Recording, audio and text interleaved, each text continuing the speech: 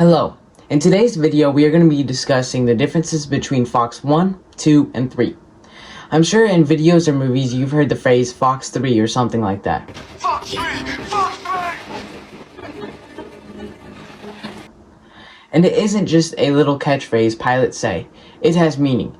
Each Fox has a missile type associated with it. There is a Fox 4 that earlier during World War II and throughout the 1900s that meant you were firing your cannon, and it has since been replaced by guns. Fox 1 means you are firing a semi-active radar homing missile, or SARH. What do all those words mean? The missile uses the aircraft's radar to make sure it stays on target, so you must keep a lock on the target for the missile to be effective. Essentially, the aircraft uses its radar to light up, known as painting, the target, and the missile's homing system will see that radar illumination and target that. That is why you must keep a lock on the target. To evade, use a combination of evasive maneuvers and deploy chaff. Some examples are the American AIM-7 Sparrow, but has been retired from air-to-air service in place of the much more capable Fox 3 missile, the AIM-120 AMRAAM. The Russian R-27R is a semi-active radar-guided missile that would fall under the NATO brevity code Fox 1. Other examples include the Chinese PL-11, French Super F-30D, and the UK also uses the AIM-7.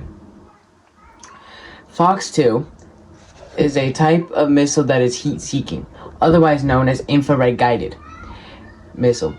It locks onto the heat of an aircraft's engine. This is a fire-and-forget weapon that is best used in close dogfights.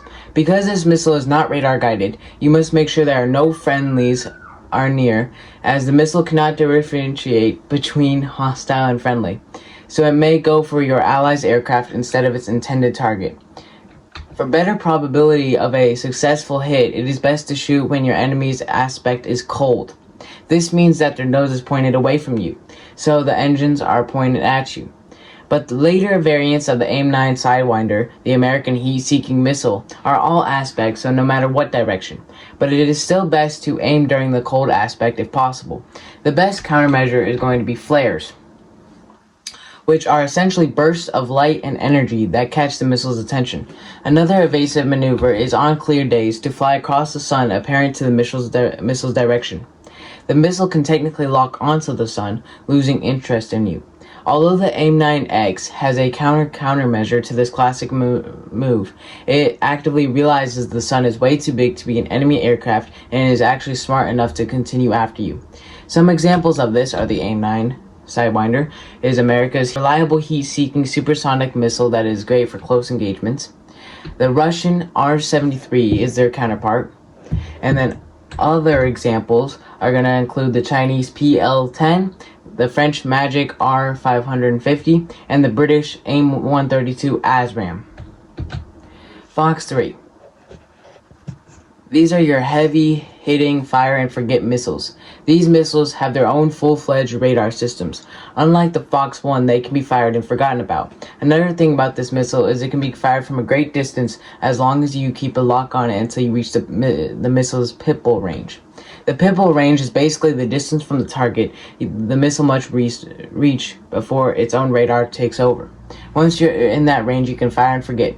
For example, if the current weather conditions and target position mean the pitbull range is 15 nautical miles, you can fire beforehand, but you must keep a lock and stay with the missile until you reach that 15. Then the missile goes pitbull and its onboard radar systems take over. The most common Fox 3 missile is the AIM-120 AMRAAM. This American missile, nicknamed the Slammer, surely earns its name, but it's expensive and takes time to build. The US can currently build 1,200 AIM-120 missiles per year, costing $1 to $1.4 million per. Keep in mind this is during peacetime, and the US is trying to bump this number up to 2,400 by 2027 or 2028, but it might not be enough. In a full-scale war against China, for example, our aircraft could go through a year's production in a few weeks of heavy aerial fighting. To counter this missile, you can deploy chaff. Chaff are small aluminum pieces that deflect and confuse radar systems, meaning a lock is not kept.